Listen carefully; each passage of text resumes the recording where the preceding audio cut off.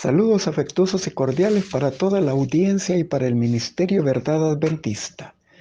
Agradezco a Dios el estudio de la lección número 6 programada para el sábado 6 de agosto, luchando con la fuerza de Cristo. Por eso me afano luchando con la fuerza de Cristo que actúa poderosamente en mí. Colosenses capítulo 1, verso 29, Reina Valera actualizada del año 2000.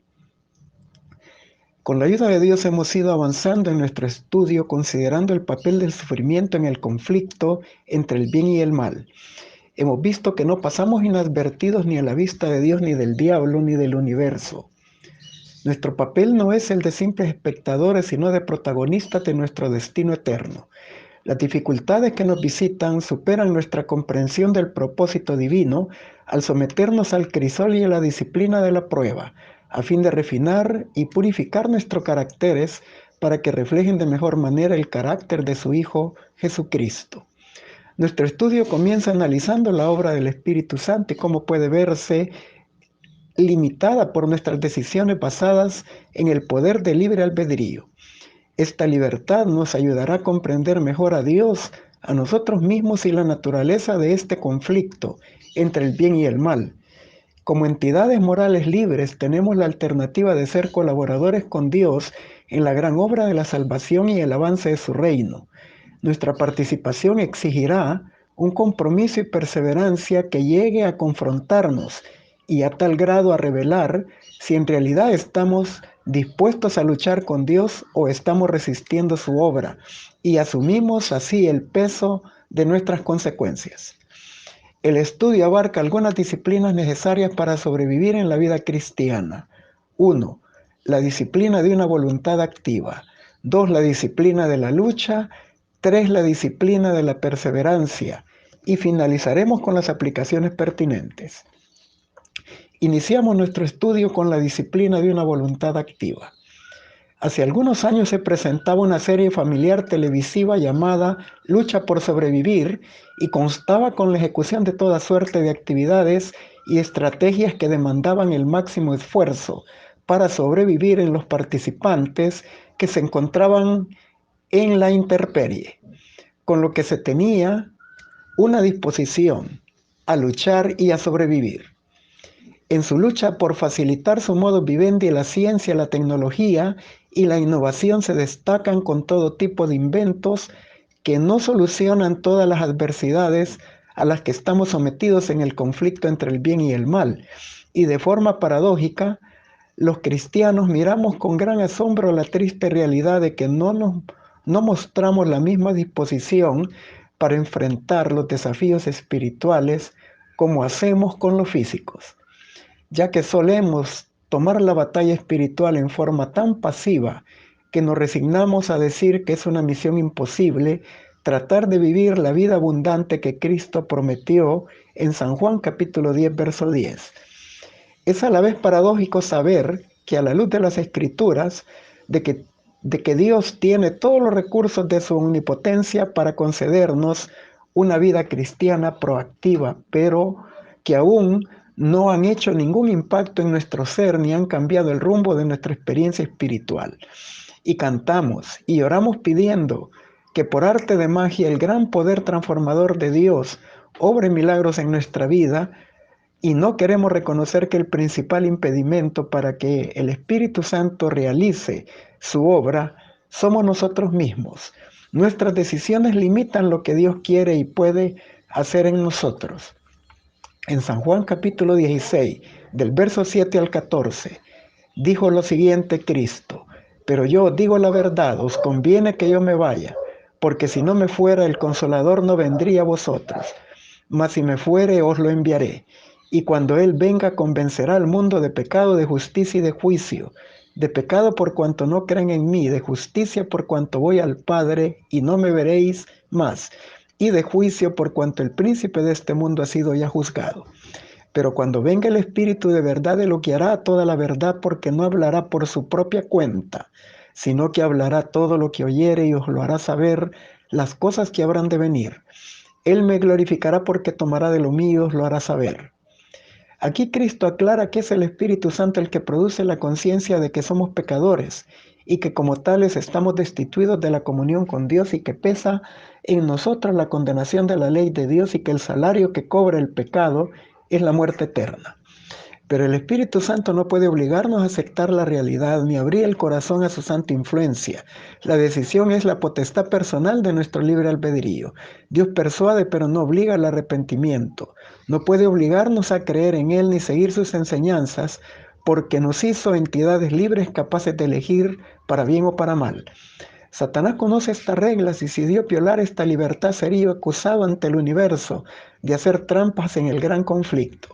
En Apocalipsis 12 del 7 al 9 se nos describe cómo en la batalla entre el bien y el mal que se inició en los cielos, el Padre Celestial no obligó a Satanás ni a los ángeles que se le unieron en la rebelión contra su gobierno a creer que Dios era bueno y justo, ni a arrepentirse de sus pecados.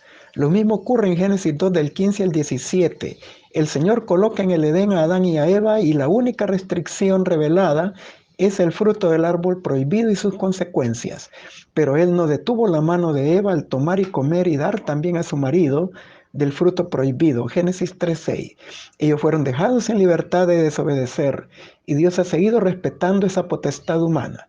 Muchas veces las consecuencias de nuestras malas decisiones nos alcanzan y nos vienen en momentos difíciles que enfrentamos en los crisoles del sufrimiento. Y Dios lo permite para que podamos abrir las puertas del corazón y para producir en nosotros el arrepentimiento y la obediencia de modo que el poder divino pueda transformar nuestras vidas. Pero casi a menudo hemos rechazado su santa influencia. Son pocos los que aprenden a la lección de que nuestra disposición a arrepentirnos del pecado y obedecer la voluntad de Dios es la clave para el cambio espiritual y para la victoria.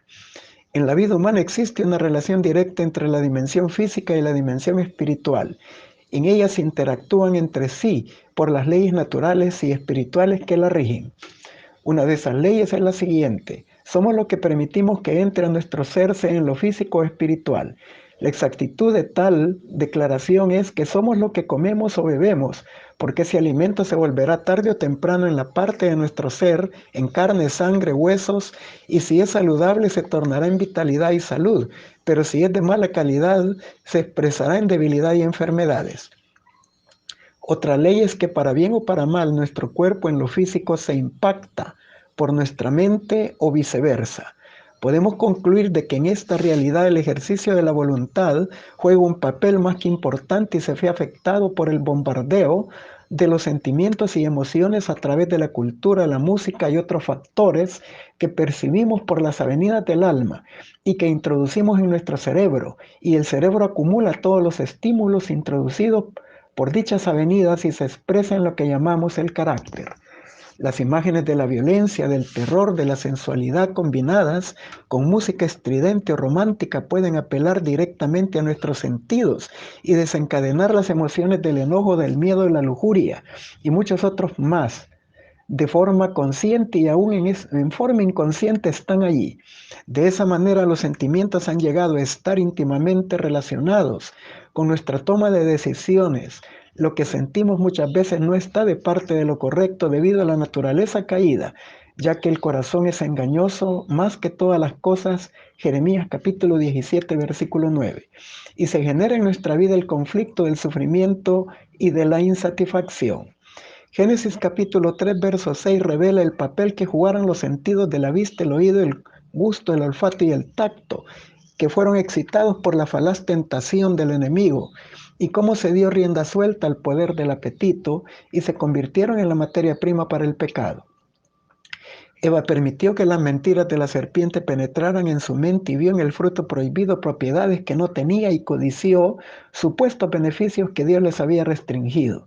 Y se dio a la tentación, tomó y comió del fruto prohibido y dio así a su marido. En 2 de Samuel capítulo 11, del 2 al 4 se nos describe: y sucedió un día que al caer la tarde que se levantó David de su lecho y se paseaba sobre el terrado de la casa real y vio desde el terrado a una mujer que se estaba bañando, la cual era muy hermosa.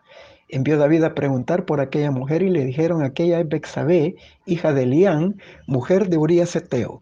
Y envió David mensajeros y la tomó y vino a él y durmió con ella, y luego ella se purificó de su inmundicia y se volvió a su casa. La cita bíblica narra el drama entre David y Betsabé, cómo inició con el contacto visual al ver a la mujer bañándose desnuda. David dio rienda suelta a sus emociones, se informó sobre ella y a pesar de ser una mujer casada con uno de sus leales soldados, él mandó por ella y adulteró y para cubrir su pecado incurrió en el crimen posterior. El apóstol Pedro en 1 de Pedro 1:13 dice, por tanto, ceñid los lomos de vuestro entendimiento, sed sobrios y esperad por completo en la gracia que se os traerá cuando Jesucristo sea manifestado. Aquí Pedro ilustra que la mente es el timón que controla el cuerpo. Si perdemos este control, seremos dominados por cualquier sentimiento o emoción que se nos presente y nos desviaremos del sentido de la rectitud. Y es aquí donde Dios nos invita a dejarnos conducir por los principios revelados por el poder del Espíritu Santo a través de la palabra de Dios. Continuamos con la disciplina de la lucha. Colosenses 1, 28, 29. A quien anunciamos amonestando a todo hombre y enseñando a todo hombre en toda sabiduría, a fin de presentar perfecto en Cristo Jesús a todo hombre, para lo cual también trabajo luchando según la potencia de Él, la cual actúa poderosamente en mí. Nuestro Señor Jesucristo enseñó que las leyes naturales ilustran las realidades espirituales del reino de Dios. En aquella parábola de Juan, capítulo 15, del 1 al 5, la vid verdadera, Él reveló el principio de la cooperación del esfuerzo humano con el poder divino para el desarrollo de la vida cristiana, porque separados de mí nada podéis hacer. En Santiago 5:7 también se señala al labrador que se dedica con paciencia a sus tareas esperando la lluvia temprana y tardía enviada por Dios para tener los óptimos resultados. Pablo también se ocupa de enfocar la preparación del atleta en las Olimpiadas, 1 Corintios 9 del 24 al 27, y la del soldado equipado para la batalla en Efesios 6 del 11 al 17. El primero para ganar la corona de laureles y el segundo para ganar la guerra, pero en el caso de la vida cristiana para obtener la corona de la vida eterna. En los asuntos de la vida diaria se obtienen logros significativos cuando se combinan las metas, la planificación y el esfuerzo. La vida cristiana requiere algo similar. Es una batalla sin treguas, una marcha constante hacia adelante y hacia arriba que demanda de nosotros el ejercicio de la voluntad y la acción decidida en armonía con los propósitos divinos. Lucas 13:24 dice, esforzaos a entrar por la puerta angosta, porque os digo que muchos procurarán entrar y no podrán. 1 Corintios 9:25, todo aquel que lucha de todo se abstiene, ellos a la verdad, para recibir una corona corruptible, pero nosotros una incorruptible. Hebreos 12:4, porque aún no habéis resistido hasta la sangre combatiendo contra el pecado. En Colosenses 1, 28, 29, Pablo indica con claridad que en su vida obraba el poder divino y le daba éxito en sus esfuerzos. Con esa conciencia lucha en la vida cristiana, pero con el poder que Dios le ha dado. Él utiliza la palabra copiao, traducida trabajado hasta cansarse y quedar exhausto, y la palabra agonizomai, traducida lucha, pelea, para alcanzar un premio, refiriéndose a los atletas que agonizaban en sus entrenamientos intensos para la contienda. Pero él gira la idea en la realidad espiritual de que no usaba su mejor esfuerzo humano únicamente, sino la habilitación del poder divino que actuaba en él. Él dispone de lo que tiene y de lo que Dios le ha concedido por su gracia.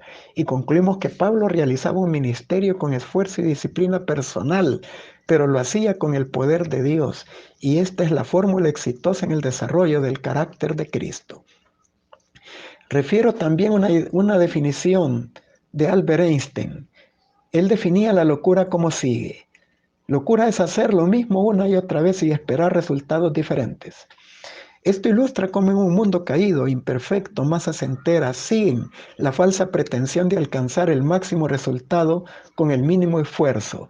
Y esto penetrado aún dentro del cristianismo con las falsas enseñanzas de que solo basta creer y que el Espíritu Santo descenderá con asombroso poder y realizará grandes milagros en nuestro favor mientras nos encontramos en la zona del confort. Pablo aquí no trata el tema de la salvación por obra, sino que enfoca la realidad del conflicto entre el bien y el mal y lo que se demanda en la combinación del esfuerzo humano con la asistencia del poder divino. El éxtasis y el arrobamiento emocional no figuran en la mayoría de veces cuando nos encontramos sometidos bajo la presión del sufrimiento y los desafíos cristianos. Por nuestra parte mencionaremos que luchamos contra tres poderes significativos. Primero, luchamos para vencer los sentimientos y emociones del corazón engañoso y perverso. Jeremías 17:9, que rivalizan con los principios cristianos. Dos, luchamos para vencer hábitos arraigados profundamente en nuestra vida por la influencia del mundo, la carne y el diablo. Primera de Juan 2 del 14 al 17. Y tres, luchamos contra los poderes de las tinieblas que actúan en nuestro mundo y están detrás de cualquier manifestación o apariencia humana. Efesios 6:12. En esta lucha Jesús personalmente nos desafía a tomar una acción decisiva. Si tu ojo derecho te es ocasión de caer, sácalo y échalo de ti. Y si tu mano derecha te es ocasión de caer, córtala y échala de ti. Mateo 5, 29 y 30. Y aquí no nos está pidiendo de ninguna manera mutilación física, sino una ruptura decidida con cualquier hábito o costumbre que neutralice nuestra consagración y servicio a Dios.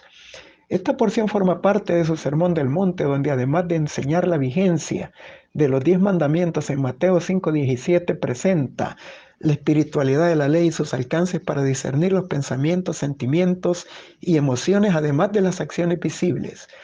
En su exposición, Cristo cumple con la profecía de Isaías 42, versículo 21.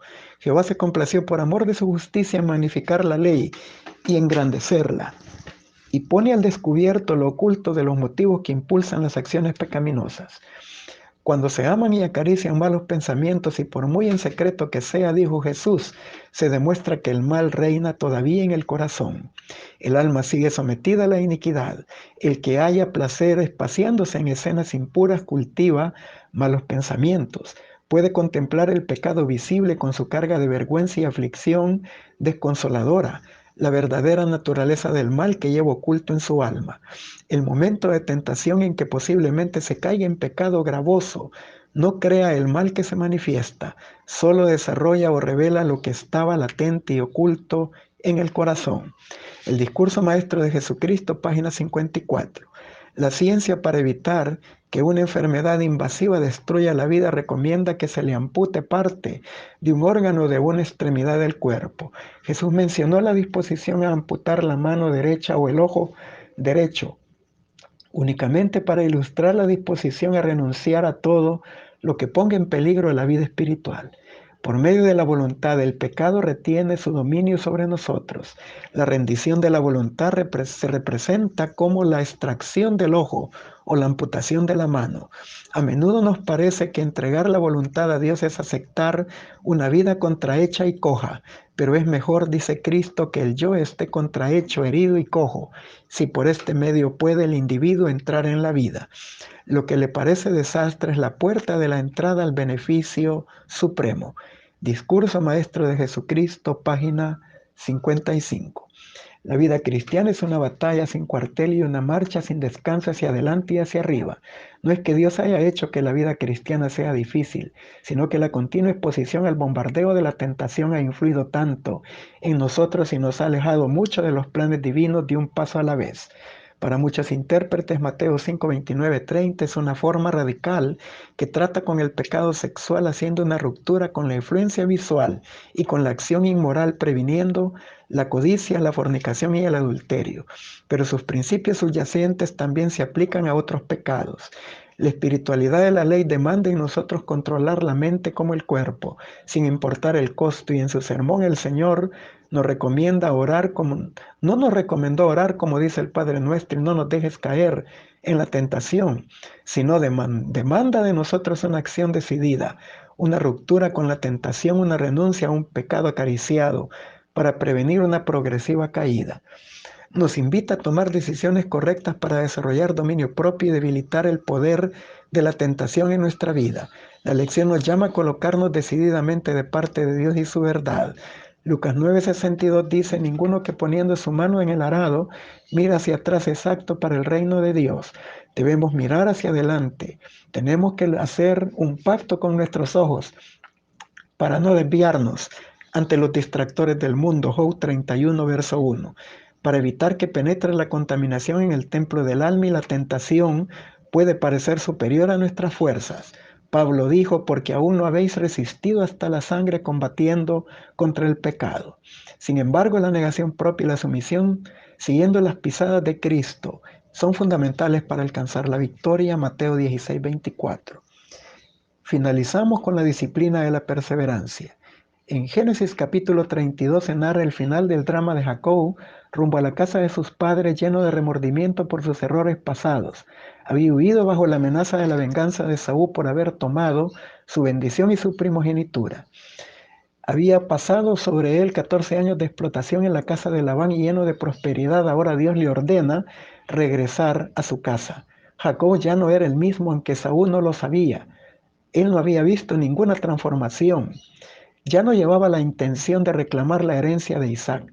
Ahora se encontraba solo meditando y reflexionando en su pasado, orando a Dios, encomendando su vida y su familia a su protección, y luego hace los preparativos humanos posibles a fin de defender sus mujeres e hijos indefensos.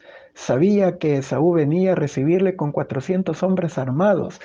Esto era una evidencia de que era un poderoso caudillo dispuesto a defender sus intereses con violencia y a consumar la venganza. Con intensa angustia divide su familia en dos campamentos con la esperanza de que ante un ataque por lo menos uno de ellos pudiera escapar con vida. A fin de buscar la reconciliación con Esaú, prepara un generoso presente para desterrar de su mente cualquier pretensión de que él quería tomar su herencia. Después de estos preparativos queda solo en espera del desenlace, cuando siente en su espalda el toque de un visitante a quien confunde con un enemigo y su reacción inmediata fue luchar con él.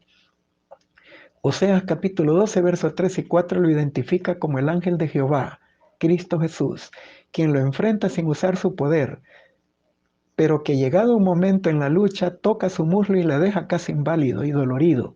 Ahí supo que enfrentaba a un ser sobrenatural y se lanzó en súplica perseverante, pidiéndole la bendición porque sabía que solo la ayuda divina podía salvarle a él y a su familia. Jacob desde su nacimiento usó métodos reprochables para lograr sus propósitos. Nació tomado del talón de su hermano y le había robado su primogenitura y su bendición. Ahora se aferra con perseverancia del único que podía salvarle absolutamente. Dios cambió su nombre de Jacob el usurpador por Israel, quien lucha con Dios y con los hombres y ha vencido. Y Aní, dolorido y cojeando físicamente más que vulnerable, de esa noche salió como un nuevo hombre vencedor sobre el engaño, sobre la falta de honradez y la confianza propia. Dios nos da la oportunidad de conocer su voluntad y hacer uso de la fuerza, de la voluntad y el dominio propio y enfrentar la vida haciendo lo correcto. Y cuando las condiciones se vuelvan en extremo peligrosas o sobrepasen nuestras fuerzas, tenemos en Dios la única esperanza para escapar y vencer. La instrucción de Cristo es más el que persevere hasta el fin, este será salvo. Mateo 24:12. Y en su necesidad extrema Jacob dijo, no te dejaré hasta que me bendigas. Génesis 32:26. Dios puede dislocar nuestra cadera y luego llamarnos a aferrarnos a Él en medio del dolor. Usemos todos los recursos provistos por la gracia, virtudes activas, como el estudio de la Biblia, la oración, los testimonios, el servicio activo, los principios de salud y temperancia, la consagración y el servicio activo, a fin de ponernos en medio de la aflicción y el desánimo y la tentación y recordar que la fe crece con fuerza en el conflicto honesto contra la duda y el temor. Finalizamos con las aplicaciones pertinentes. La voluntad es el poder gobernante en la naturaleza del hombre. Si la voluntad está dispuesta, todo el resto del ser estará bajo su mando. La voluntad no es el gusto o la inclinación, sino la elección y el poder de decidir, el poder real que obra en los hijos de los hombres para obedecer a Dios o desobedecerle. La temperancia, página 100. Dios nos ha dado la facultad de elección, a nosotros nos toca ejercitarla. No podemos cambiar nuestro corazón ni dirigir nuestros pensamientos, impulsos y afectos. Solo no podemos hacernos puros ni propios para el servicio de Dios, pero sí podemos escoger el servir a Dios. Podemos entregarle la voluntad y entonces Él obrará en nosotros el querer y el hacer según su buena voluntad. Así toda nuestra naturaleza se someterá a su dirección. Temperancia, página 100. La vida El carácter deben de medirse por la única regla del carácter, la santa ley de Dios.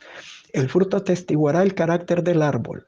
Nuestras obras, no nuestros sentimientos, darán testimonio de nosotros.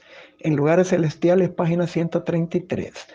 Cada cristiano debe estar constantemente en guardia, vigilando todas las avenidas de su alma por donde Satanás pueda hallar acceso. Debe de orar por ayuda divina y al mismo tiempo resistir resueltamente toda inclinación al pecado. Podrá vencer por medio del valor, la fe y el esfuerzo perseverante. Pero recuerde cada cristiano que para ganar la victoria, Cristo debe de morar en él y él en Cristo. La fe por la cual vivo, página 137. Le deseo un feliz sábado en la presencia del Señor.